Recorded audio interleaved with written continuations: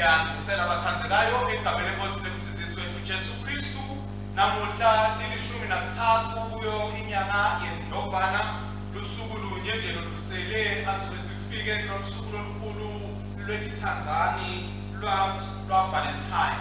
Siyabingelela abathandekayo sikhona khona esolfeni le-All Saints Cathedral eSembabane.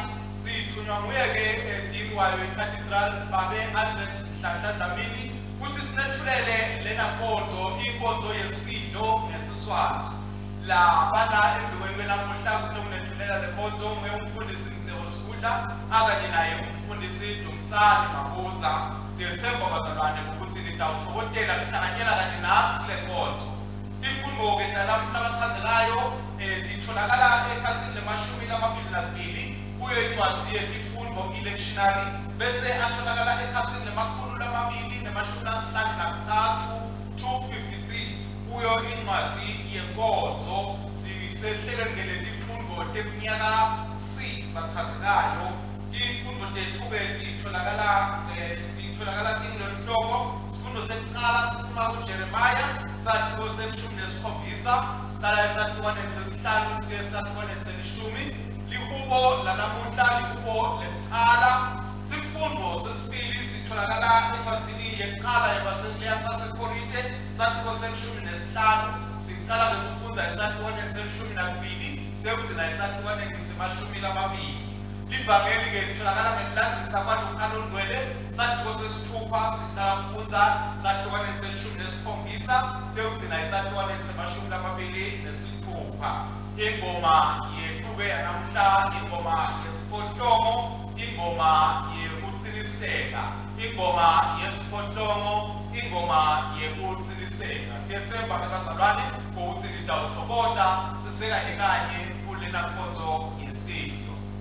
Inkonzo yethu-ke bazalwane iyatholakala iqala ekhasini lelikhulu nakune kuyo incwadi yenkonzo ekhasini 104.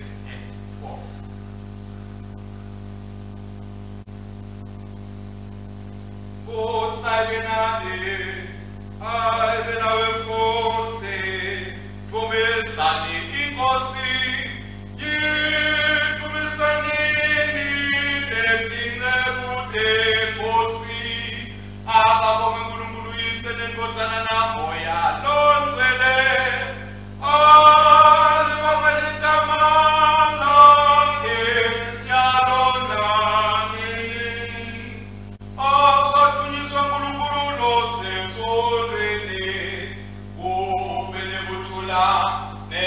Lord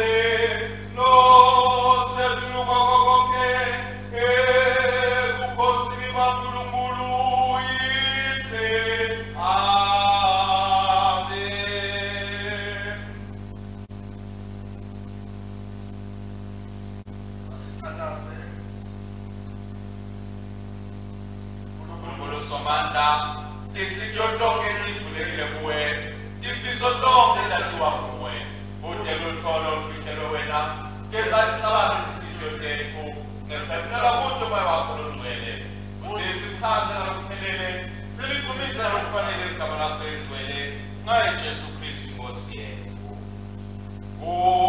usise hawo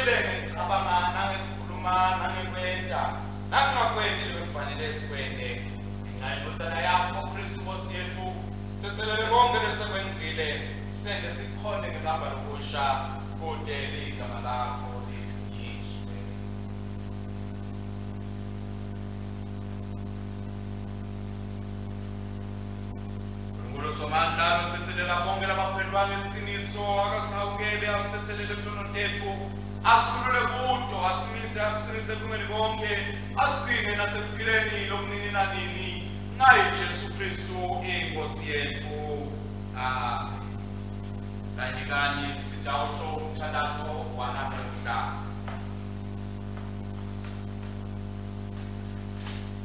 asithandaze uNkulunkulu longcwele nalolungile wabeka indwethu kokufana kuphela sipho umusa ngesikhathi sekulingwa kwekufuna umqondo kaJesu bese sikhetha kuphila lokuphakade kaJesu Kristu inkosi yethu lokusa aphila kanye nawe nabalo engcwele uNkulunkulu munye nini nanini amen sidawuhlala phasi sithole isifundo sekuqala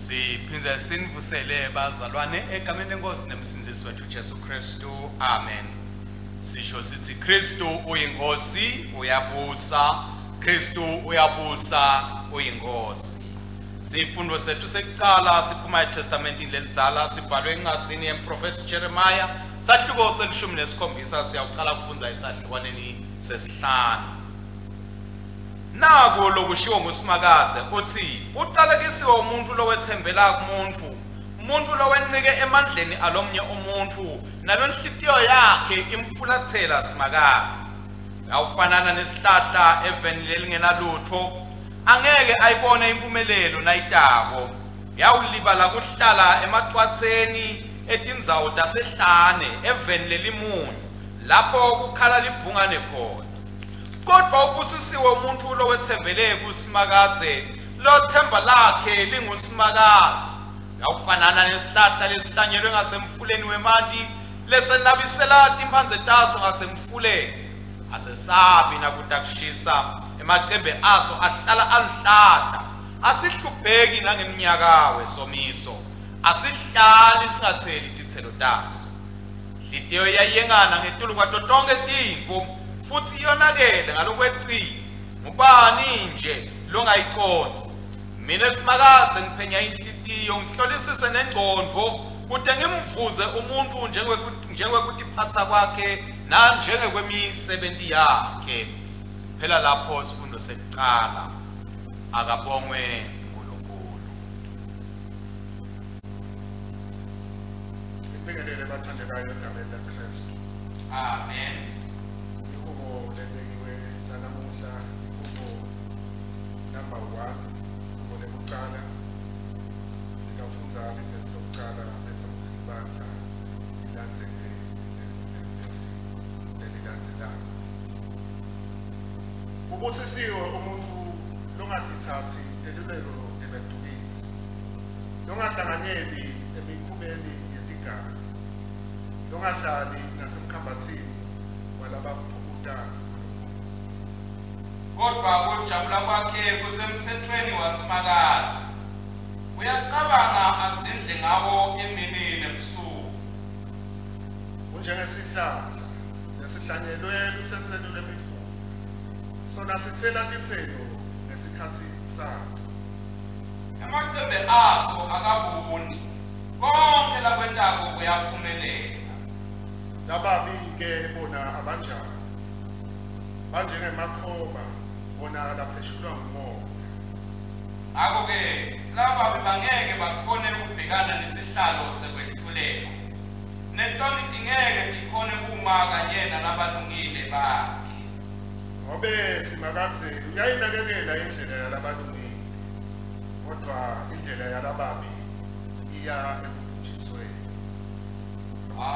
unyiswise nembodzana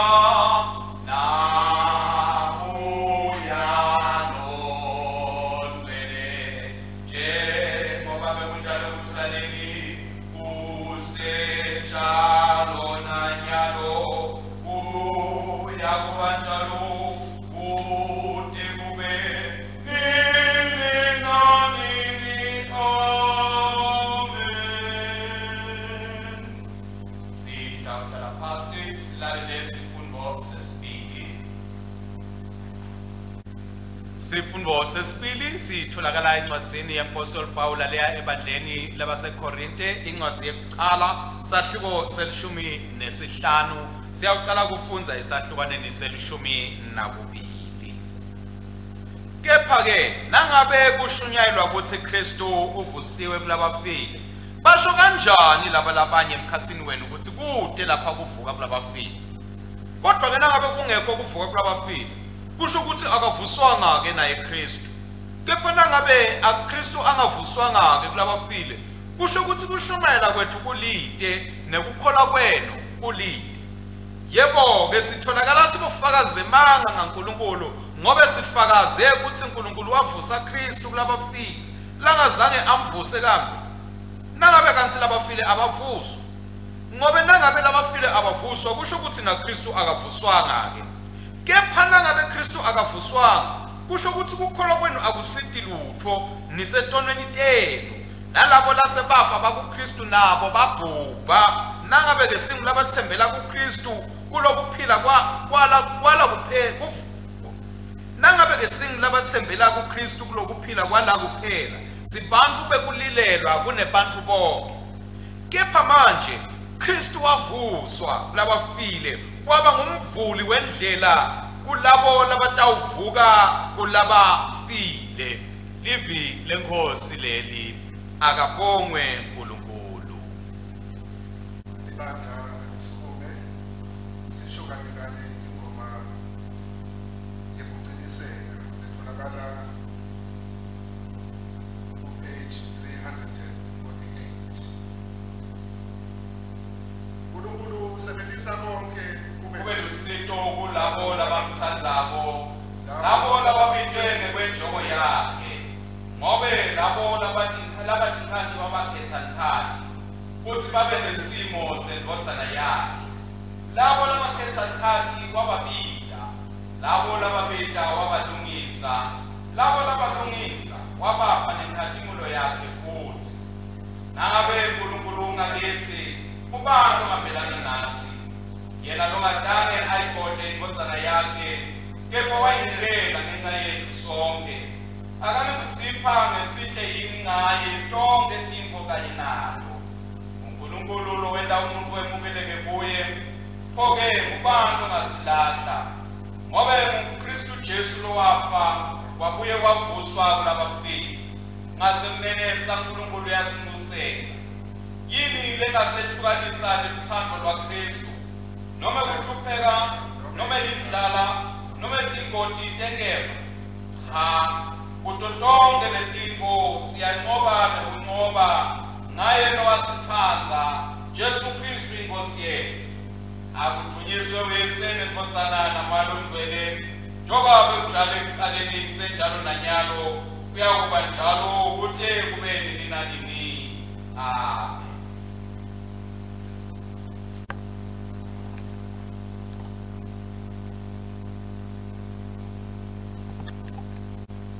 Inkosi ayibe nani, Ayibe nawe futhi. lalelani tindzaba letinhle nekulandzisa kwaLuka longcwele sahluko sesitfupha sitawufundza kusukela evesini lelishumi nesikhombisa. Adunyiswe Kristu umsindisi wethu. Wehla nabo wefika kwema endzaweni eyayibekile kanye nabo bonke bafundzi bakhe labanengi. Sicumbi sebantu sasesikhona lapho siphuma eJudiya naseJerusalema naselusenseni lwelwandle lwaseThaya naseSidoni. Babetele utamlalela nekutawuphiliswa. Labo bebahlushwa yimimoya lemibi babephiliswa. Bonke abantu bedama kumsindza ngobe emandla abephuphuma wabaphilisa bonke. Jesu wabuka abafundzi bakhe wathi, "Nibusisiwe nine tikhulu, ngobe umbuso waNkulunkulu wenu. Nibusisiwe nine lenilambile manje, ngobe niyabusuthiswa. Nibusisiwe nine lenikhalako manje, ngobe niyabujatjuliswa. Nibusisiwe bantu nabanitondza banishalatela ngekuninyembela, banetfuka banigceke, bazi anikatu ngenxa yenkonzana. Nakwenteka lokho nikujabula nize nidumagcume, ngobe mkhulu umvuzo wenu enigcinelwe wona esimweni. Ngobe okhokho babo benza njalo baprofethi. Kodwa haye kubuhlungile nelijikile manje, ngobe phela seninakho konke nokujibulisayo. Haye kini nine nenesuthi manje, ngobe nisetawulakho. Haye kini nine nenihlekako nyalo, ngobe nisetawukhala nini. Haye kini nangabe wonke umuntu ukhuluma kahle nawe, ngobe okhokho babo benenda njalo baprofethi emanga. Kodwa anginitshele na, nine beningilalele, tsandzani izadele, phatse kahle labo labanitondzayo, babusiseni labanicandelisayo, bathakazeleni labo labaniphatsa kahle. Nangabe umuntu ukumukula esihlathini, nike nalesi naso asimukule, nakatsatsa libhanji lakho nikeleleke futhi. Wonke lucela lutho kuwe nike. Nangabe umuntu atsatsa into yakho ungahambeli. Yendani kulabanye abantu lokho nenifuna ukuthi babe nenkinga. Nalokho lonke ifamily kaKristu. Akabongwe Kristu inkosi yethu. Sitawuqhubeka ke bazalwane simemetele lokholo lwethu ngakusho ukuhlabela kanye kanye isivumo sekholo senasiya lesitholakala ekhasini lelikhulu nesikhohlomo, khasini lelikhulu nesikhohlomo 108. Siyakholwa kuNkulunkulu munye uyise somandla omenzi welizulu nemhlaba newako konke lokubonakalako nalokungabonakali. Siyakholwa kuyo inkosi yinye Jesu Kristu ingotsalelekele yodwa kuNkulunkulu ivela kuyise khatsi tonke uNkulunkulu ivela kuNkulunkulu ikukhanya ivela kubo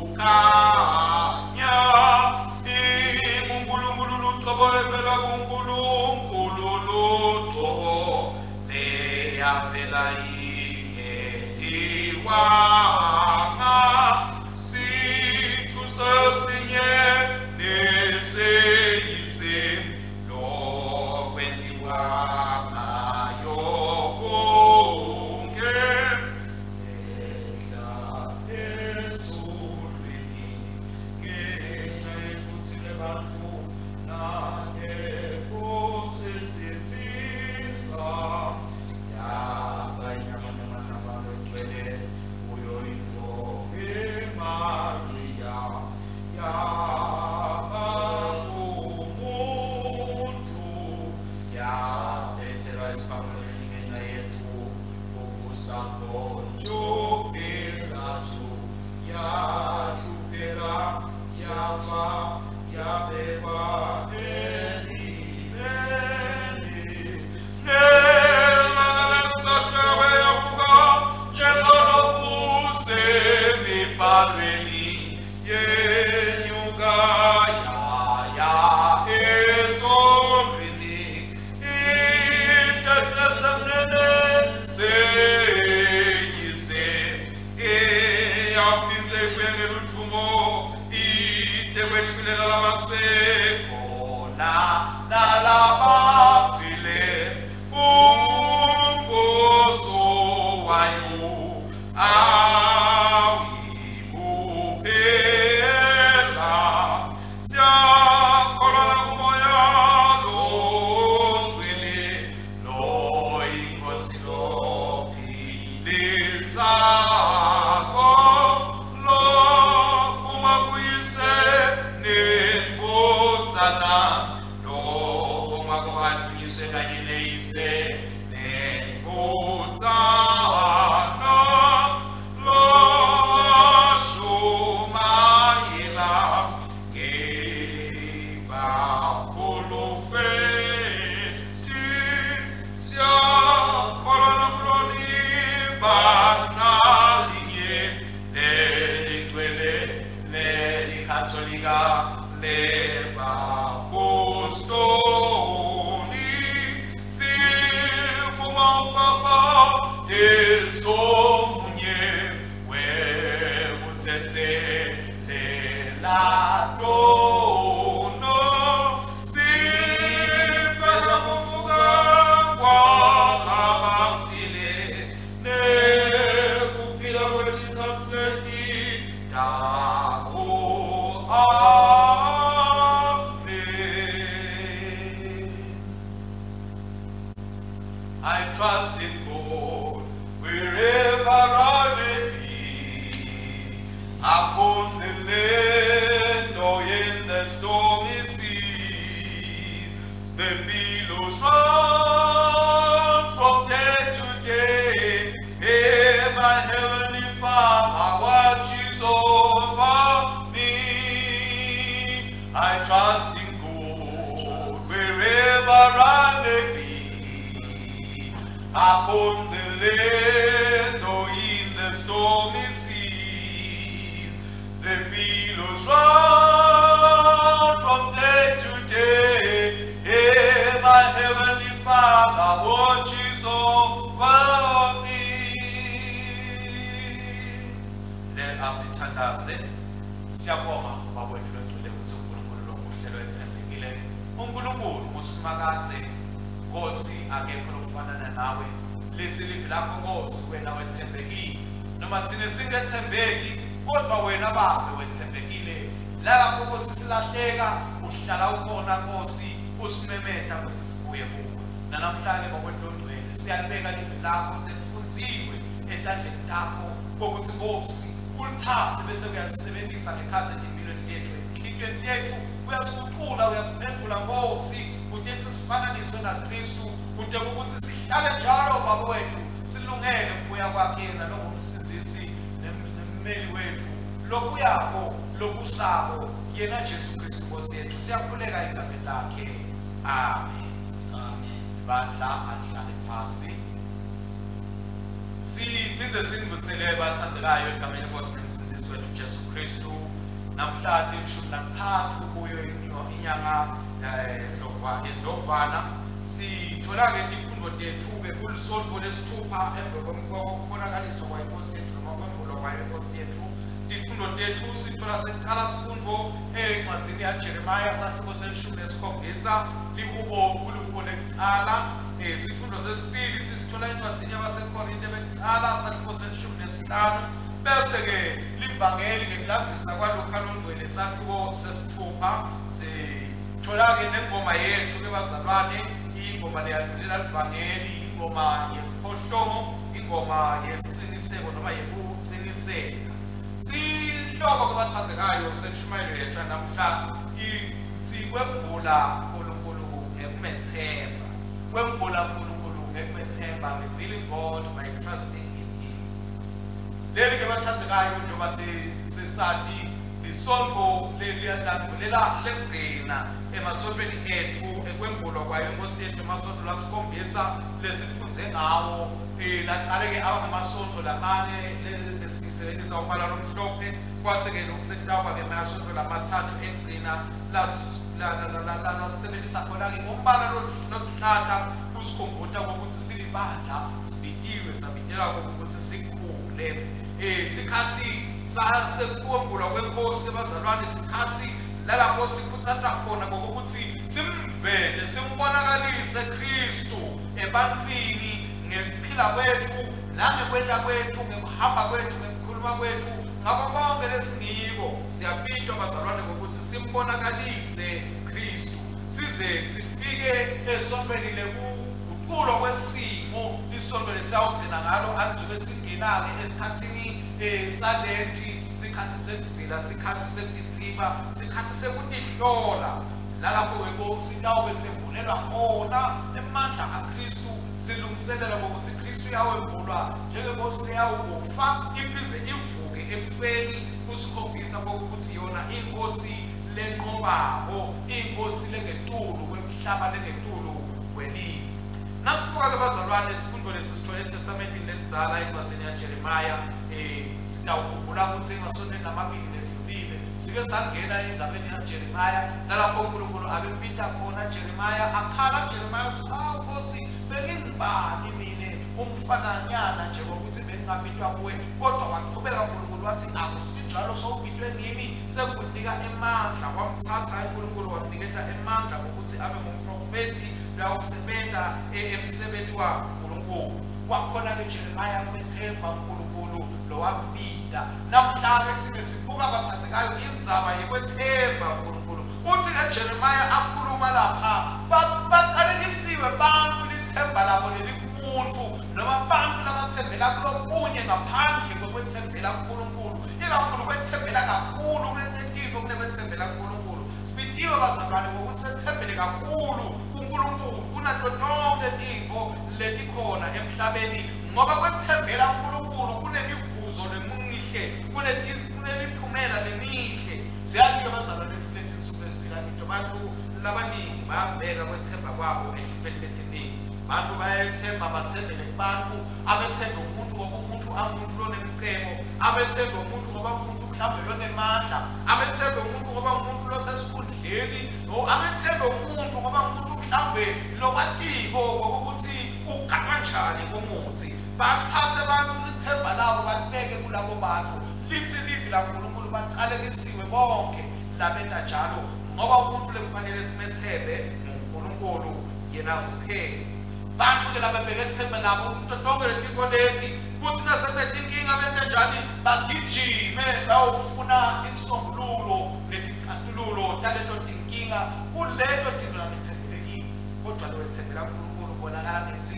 nakabona nje kungasahambi kahle avela athi Nkosi sibona ngeke njani Nkosi ngisike ngoba ngithembele kuwe ngaze ngakhumbula ingoma yaTaki Ndoba zalwane lethi babe ngisike ngoba ngithembele kuwe ngiyabonga ngoba ungisenzisile ngoba bazalwane sibitiwe kokuthi lethemba lethu silibeke kuNkulunkulu hayi kulomuntu Jeremiah uyasikhumbuza ke bazalwane ukuthi umuntu lokubeka ithemba lakhe kuNkulunkulu ufanana nesihlahla lesihlanyelo ethelweni wekufula uthi leso sihlahla noma ngabe sekufika inkinga sekufika mhlawumbe somiso sekufika mhlawumbe kushisa uthi asihlukubedeki leso sihlahla ngoba siyathola emanti thudane sikwazi ukuthi siqhubeke endleleni yaso sihlahla sifana umuntu ke loyo lothembele uNkulunkulu uyakhona ukuthi noma sekulikhulu imadima noma sekufika COVID-19 noma mhlawumbe sekufika sekubonakala nephakamisa sekwanzile kodwa yena ahlale nje usifakaze anethembe athi Nkosi mina ngiyathi utakuphumelelisa ngingaphakamisa mina ngiyathi utakuphumelelisa ngingabribe umuntu ngingakhiphi lutho lokuncane wena utawungena ngiphumelele Nkosi konke kwami kuyahamba kahle ngoba ngethembe kuwe ngoba siyathi ukuthi uNkulunkulu uyawusinika konke bazalwane besithingako mangabe sethembele kuye mangabe siphakamisa yena bantu labanye ngenxa yokuthi bethembele kulabanye baphakamisa labanye bathaba ukuthi basheshe basuke kuNkulunkulu babekele inkinga kaNkulunkulu ngoba bafuna kwenda njani bafuna kujabulisa labantu lababathembayo bafuna kujabulisa labantu lababethembele etulo labaphakamisele etulo kwaNkulunkulu kodwa siyabinjwa namuhla ngokuthi bazalwane babe sifuna ukuthi sibe nemiphumela uthi Jeremiah leso sihlahla sithela izithelo taso ngaso sonke isikhathi asikoloti bazalwane sithe izithelo kulezi insuku bazalwane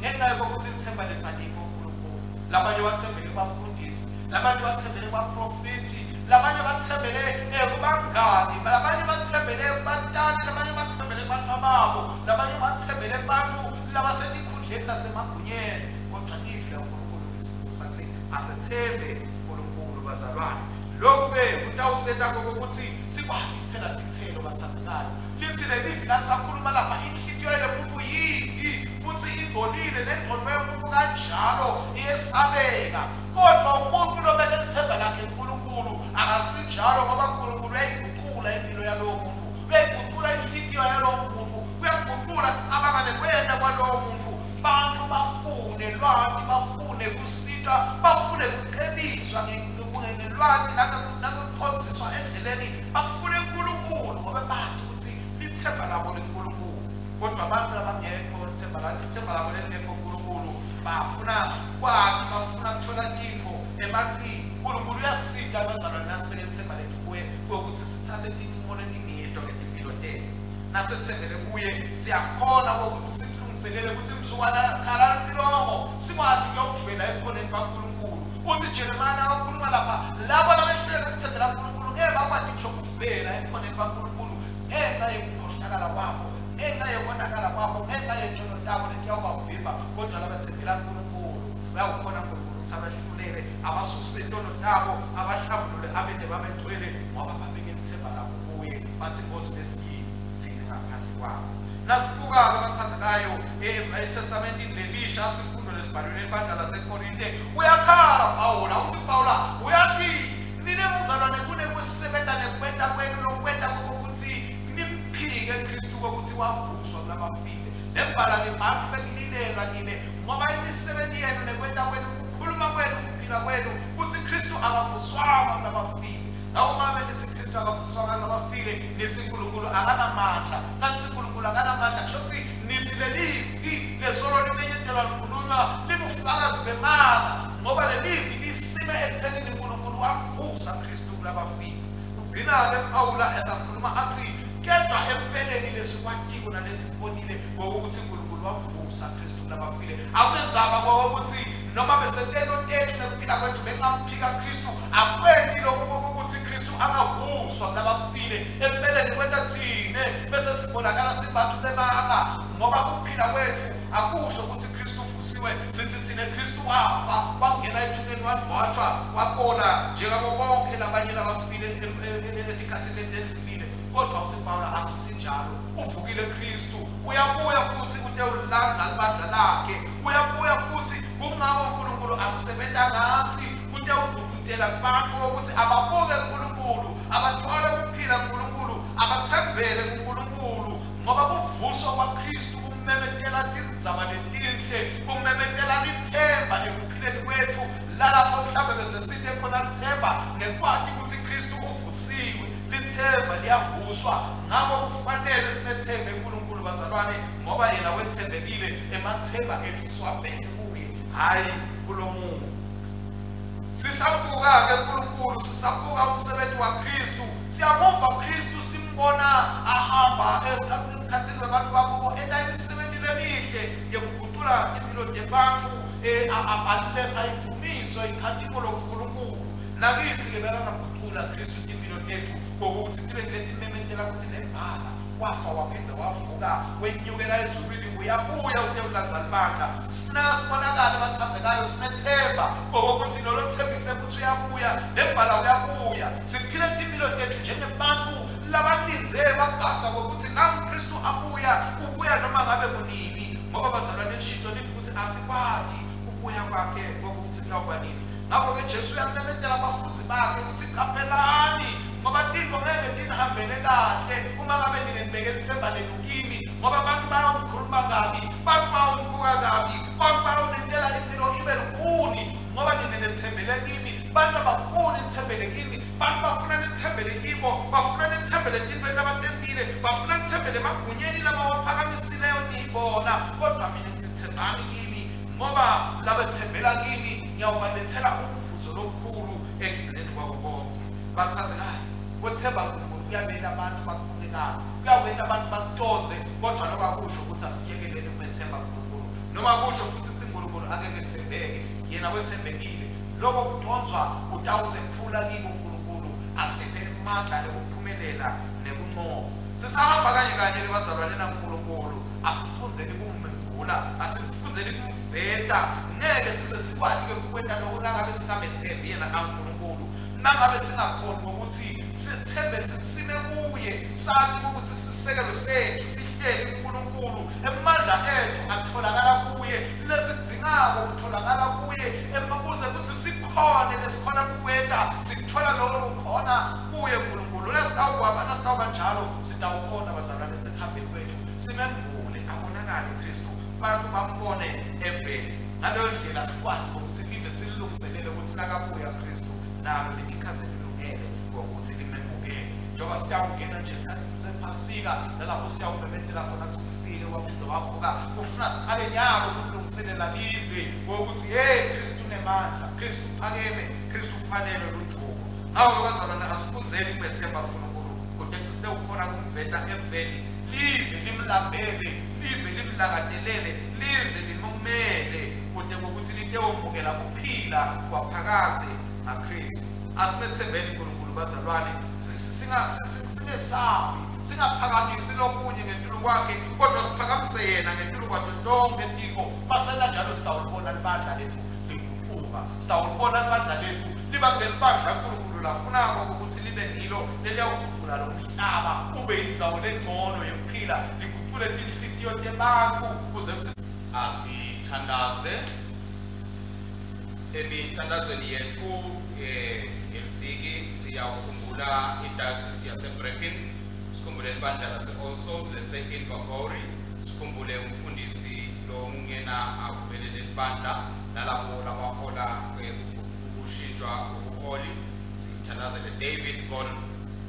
Diocese yase-Iowa sitawukhumbula ibandla lase-St. Paul eGreenelly, sikhumbule Wendy Abrahamson, bese sikhumbula ibandla lase-St. Stephen eNewton, sithandazele ukufunwa kwakhe-ke umfundisi kanye naMary Smith lo ngumsiti womfundisi. Sithandaza-ke ediocese yase-Swatini, sithandazela ichapel yase-St. Michael, sithandazele isikolo sase-St. Michael, sithandazele sibeke bafundzi, sibeke bothishela khona e-primary nase-high school, siphinde futhi sithandazele nebashumayeli nebafundisi nabogosa balo lelo bandla. Siqhubeke sithandazele omake bebafundisi lesebashona, sikhumbule make Phindile Mashwama, make Elizabeth Mtanyana, make Constance Ngwenya, make Irene, make Konsile Dube, make Dumisile Dludlu, make Queen Dlamini, make Ntombi Mgomezulu. Siphinde-ke futhi sikhumbule netikolwa tethu, sithandazele imfundo etikolweni kakhulu ukuthi tibuyiselwe tikolwa kuqhutshwe kufundwe kakhulu emakoleji nasemayunivesithi. Sithandazele ukuthi kungevali kuphela emkhathini wabafundzi nahulumende. Sithandazela-ke nabo-chaplain lekungibona kwavele tindzawo tekufundza. Sithandazele bothishela nabo bonke labasitako ukuthi bafundzi bathole kwakhe ngelusizo. Diocese yase-Highfield sithandazela eMelo, sithandazele i-St. Andrew ne-St. Paul's, sithandazele Clement Khumalo kanye nomkakhe Thandiswa Clement lo ngumfundisi walo leli bandla e-Amen. Sithandazela uNkulunkulu abasike bonke laba abake ukuhlakanipha abalungiselele ukuthi empuyeni kwaKristu batholakale balungele ukuthi babuke bahlangabezane nazo zonke futhi izimo zabo, nokuthi lamabandla aqhubeke awenze umsebenzi wokushumayela Kristu nekuphakamisa Kristu kubo bonke abantu. Baba losezulwini, umbuso wakho ubonakalisiwe ekushumayeleni nasekumangaliseni letentiwe kuJesu Kristu. Silethe ndzawonye tiveni tonke kanye nanisalelwane yakaJuda ukuthi simati inhlakanipho lovele ngesimo sebuntu lomKristu. Siphe Nkosi ukuthi bantu bakho babambelele njalo ekuvini lelishunyayelwako, bangakholelwa lide kepha kube netithelo tekuphendvuka. Nkosi ngemsa wakho yiva kuthandaza kwethu. Gcina imindeni nemakhaya emakholwa konke, uphe batali ukutimisela nekubeketela emsebentini wabo ekukhulisa abantwana ngekukholwa nangesibonelo lesingiso. Gcina abantwana etethembisweni letentikwa lapho babhajatiswa, uvume ukuthi kubeketela kulunga nekutimisela kweluthando lobuKristu kungapheli kithi. Siphe impumelelo ekubekweni kwembhishobhi, ulethe kunye nekuhambisana kulabo labahlanganisa lo msebenzi nale nkonzo. Ola Archbishop wethu, umbhishobhi lotobekwa, bafundisi labakhona, bashumayeli labakhona kanye nemalunga elibandla ukuthi sonke silandzele wena njalo. Nkosi ngemsa wakho yiva kuthandaza kwethu. Nkosi ungavumi ukuthi imivuzo netibusiso tethu tibuke indleko yalomhlaba. Siphe injabulo nasebuhlungwini sathi ukuthi uma sinawe asesweli lutho nekuthi siyawuphiwa umvuzo lomkhulu kakhulu waphakade longayuze ubone. Nkosi ngemsa wakho yiva kuthandaza kwethu. Bathude nalabo labakhathatekile emoyeni, emicabangweni noma ekukhumbuleni lokuthile, nakulabo bonke labadzingako ukuphiliswa nguwe nekukhuthazwa ngithi. Mela imandla empito la Jesu Kristu ukuthi balive livi lakho baphiliswe. Nkosi inkondzana yakho levusiwe ekufeni yasethembisa ukuthi itawuba sithelo sekuqala kulabo labalalako. Zigcine kuye Jesu ngelithemba lempilo letako, thuthuta labalilako ngesiciniseko sekuvuka kuKristu. Usende ukuthi siphile ngekukholwa lokunesibinzi. Nkosi ngemsa wakho yiva kuthandaza kwethu. Usisabonke labethemba wena, bete batawumukela umtimba longcwele nengadi leligugu yaKristu kude kuthethelelwe tono tabo kuleli sakramente leligcwele. Nkosi wakhuluma livi lakho lembulatindzaba letinhle ngaJesu loMkristu.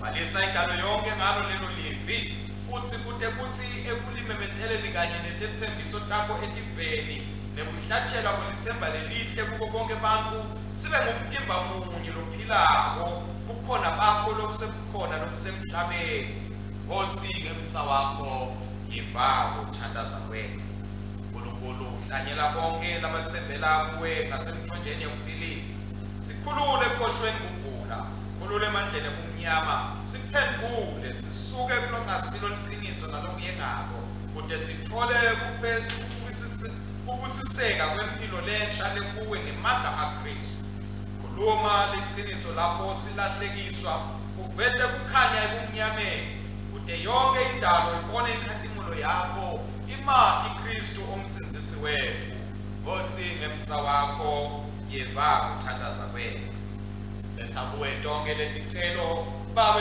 losithandzako ngekwethemba umusa wakho lomangalisako ngayo imvodzana yakho lekhontwa kanye nawe namalo engcwele uNkulunkulu munye manje naphakade amen badla alisukume sitawuvumelana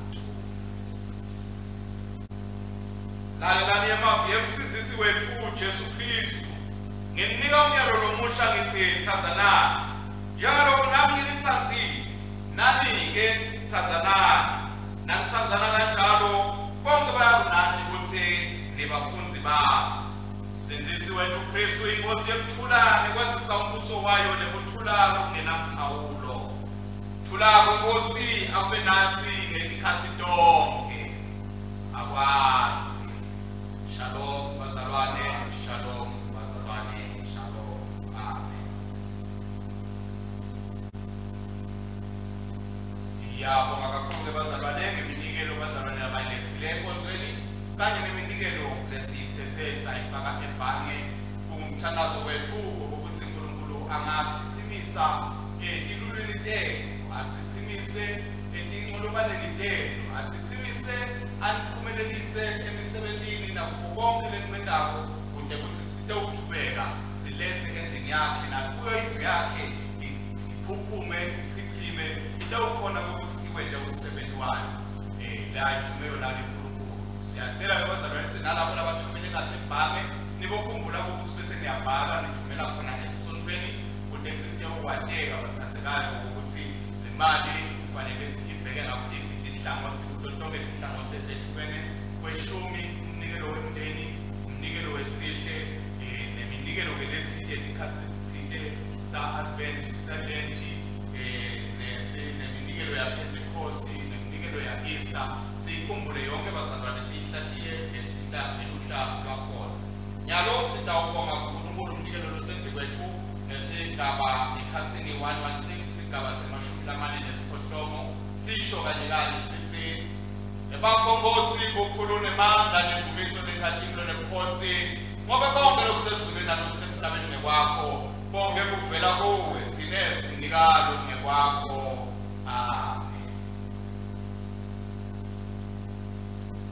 siyaqhubeka ngabathandzelayo ekhasini lelikhulu neshumi nesithupha sigaba semashumi lasihlanu kuthathwa kwesinkwa newayini uyabongeka Nkosi uNkulunkulu umdali wetinto tonke ngemsa wakho sinalesinkwa lesinikela ngaso sivela emhlabathini siphekwe ntandathe bantfu sinakuba sinkwa sekuphila kithi akabongwe akabongwe akabongwe Sumandla uyabongeka Nkosi uNkulunkulu umdali wetinto tonke ngemsa wakho sinalelwani lesinikela ngalo lisithelo sempilo nemsebenzi wetandla tebantfu litakuba intsebe yensinziso kithi akabongwe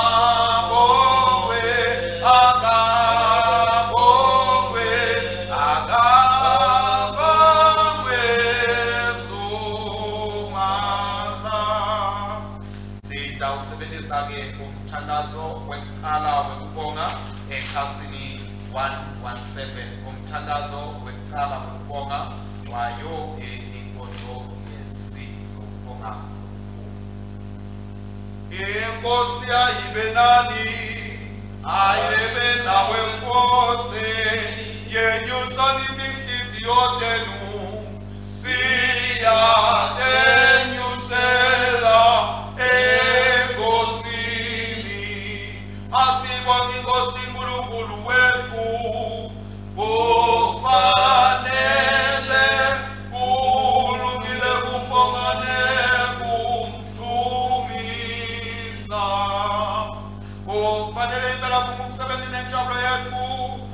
Baba nosesulu inkulunkulu somandla lonini nanini siyakubonga ngesikhathi tonke nasenzaweni tonke ngaye Jesu Kristu nkodzana yakho leyodwa inkosi yethu ngobe ngaye wadala konke ekuqaleni wasanda ngemfanekiso wakho luqobo ngaye wasinzisa ekugcineni kwesono nawumnikelo kube adalwe njengemuntu afe esiphambonweni abuye avuke ngenxa yethu ngaye wasikhetha sababantu bakho nawumhlalisa nawe esihlalweni sebukhosi ezulwini ngaye wathumela moya wakho lomvele lophilisako nyalo-ke siyakubonga ngobe namhlalile ngelekucala evikini losibita ngalo ukuthi sikubonge ngekuvuka kwenkodzana yakho lokungako solo sanqotshwa lithemba lethu lamavuswa nyalo-ke siyakubonga ngobe ngekuda kwakhe atowuhlala kithi akulivi lowaba inyama wembula ikhadimulo yemthumo lwakho wasikhipha ebumnyameni wasingenisa ekukhanyeni kwakho lokumangalisako ngakho-ke sesihlangane netingilosi netikhulu tato nelibandla lonke lasesulwini sibabaka wena siqhama kukhulu nelithumo lwakho siyakuthumisa nyalo nanini sithi uwele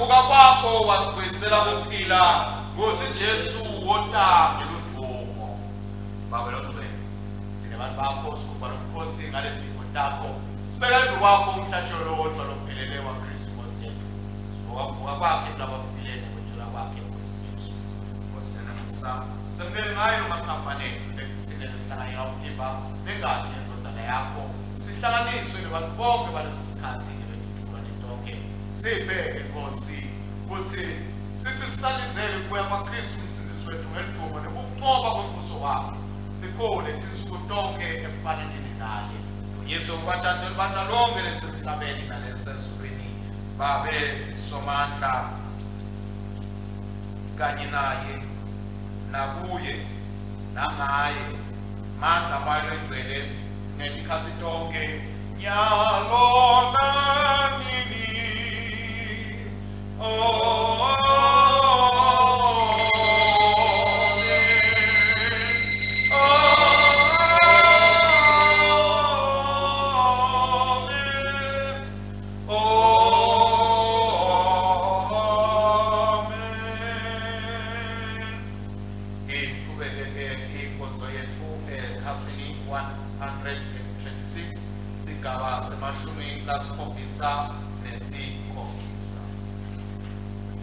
njengalokhu Kristu wasifundisa sinesibindi sekuthandaza sithi babethu sesolweni olingcwelise ligama lakho umbuso wakho awude izalophendwe emhlabeni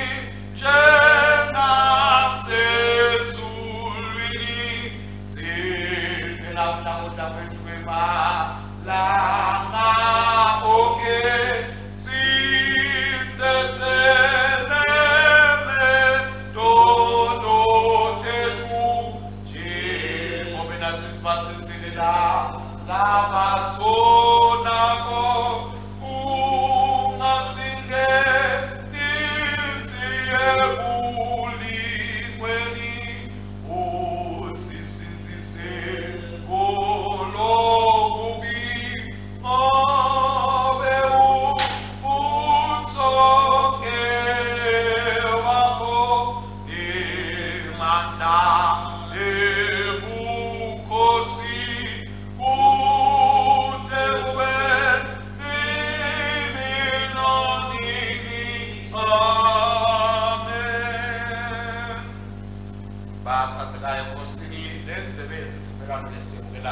ayisiyo yini inhlanganyelo yengadi yeNkosi yethu Jesu Kristu na nesinkwa lesisihlefulako asiyo yini inhlanganyelo emtimba kwaKristu na sinele sibanyendezi umtimba munye ngoba sonke sihlanganyela sikwasinye bana yankulunkulu wena losusa ntono temhlaba bana yankulunkulu wena lususa ntono temhlaba sihabukele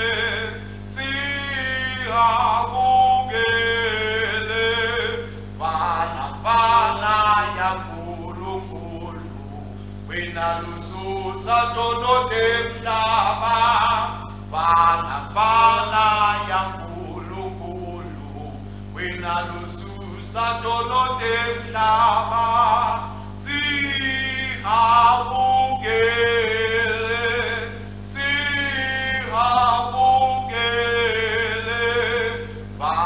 bana yankulunkulu wena lususa ntono temhlaba bana yankulunkulu wena lususa ntono temhlaba siphe kuthula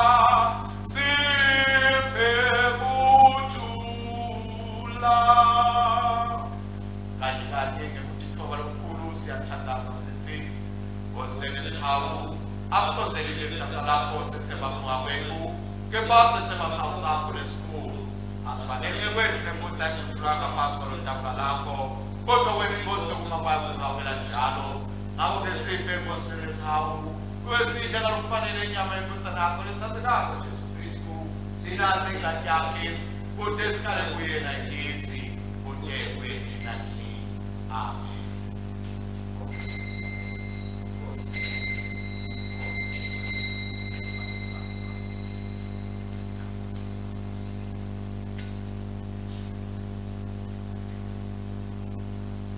Baba sisiwe bonke labethembela kuNkulunkulu ngoba bayawufanana nesihlahla lesitshalwe ngasemantini bakhombisa ke kwethembeka kwabo kumethemba kwabo ngekuthi baphile balangatelela kubuya kwayo inkosi yethu Jesu Kristu yafa yavuka yaphinde yanyukela emaphakatheni yawubuya into ukusilanza uthe ke sisalinzele kubuya kwakhe asimemetele kubuya kwakhe ukuthi sihlanganyele ndzawonye enzini lakhe lenzweni ngawo besonzelana sokuvela kutima inkosi yethu Jesu Kristu banikela ngencayifo nengadi yakhe lasokisela yona simdlele ezinhliziyweni zethu ngekukholwa nakhe ukubonga ndiphoda uNkulunkulu udendelwe bantfu bakho. Amen.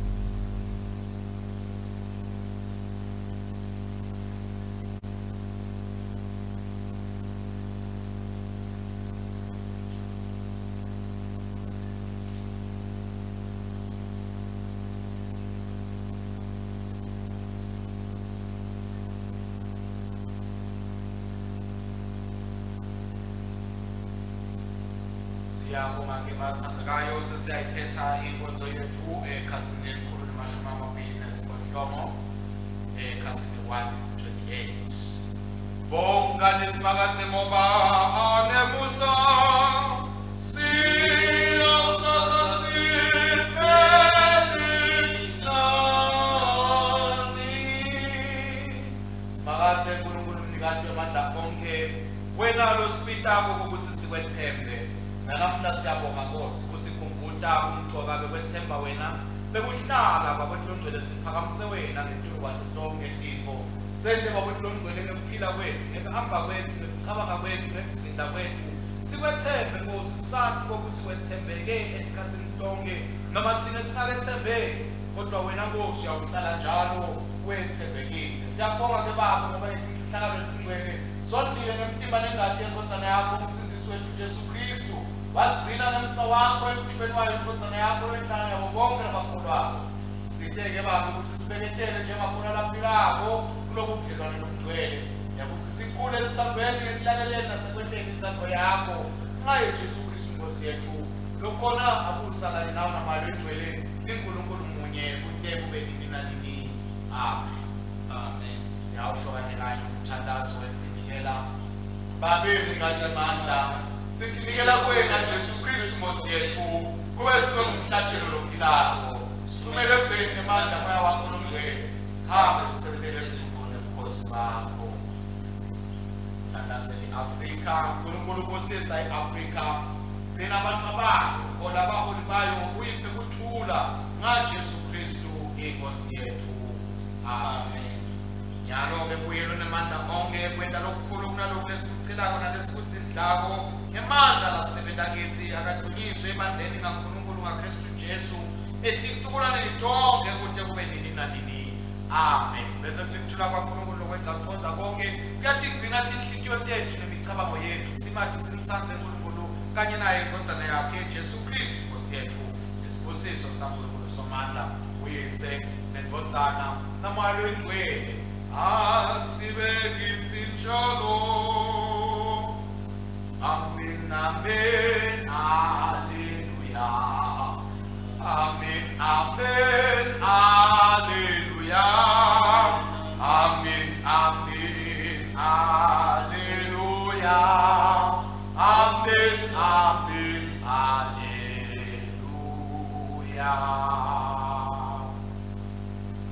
Siyabonga kakhulu ke bazalwane kuba nathi nakulena nkonzo newokuthi sibe kanye kanye nje simkhonde sibonge uNkulunkulu.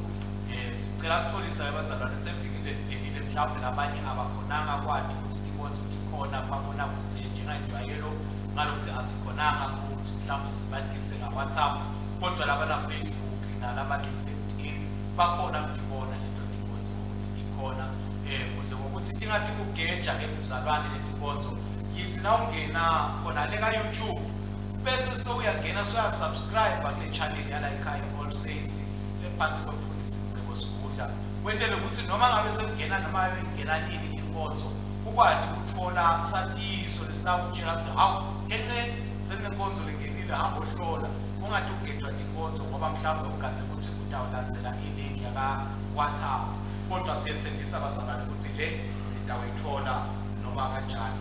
Siyacela ke bazalwane ukuthi nikhumbule nibe nemandla nje ekusibonisa nekusithonzisa nalapho nibona ukuthi mhlawumbe uhambe kahle khona noma la nibona khona ukuthi yathi lapho besingenta kanjalo lapho ngaba kanje ukuze ukuthi sike ukhona sisichubele sihambisane kanye kanye ku-content nazo umthuseni sinakathe ningabhala ke nibhalele likhasi lapho ngomshini lala ekhaya leposi la ngomshini lithi ke allsaints@swazi.net allsaints@swazi.net noma ke nishayele khona e-office ngesikhathi lekusebenta inombolo yakhona +268 2404 2131 +268 2404 2131. Ngaphandle kwalokho siyabonga kakhulu bazalwane kwangathi uNkulunkulu anganigcina anilonze anibusise aniphe ukuhlakanipha lenizingako uthatha inqumo letingito ngoba nimethemba yena asibethembe uNkulunkulu wethembekile tikhathi lonke. Amen. Amen.